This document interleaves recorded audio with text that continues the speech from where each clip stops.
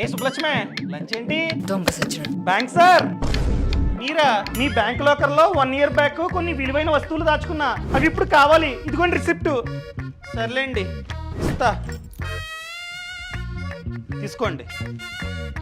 ఏ బంగారం ఉంది పక్కన, నోట్స్ ఏంటి చెదలు పట్టేశాయి. అయ్యో బాబోయ్, 18 లక్షలు సార్. నా పెళ్లి కోసం 1 year బ్యాక్ దాచుకున్న లాకర్ లో ఇప్పుడేంటి మొత్తం చెదలు పట్టేశాయి.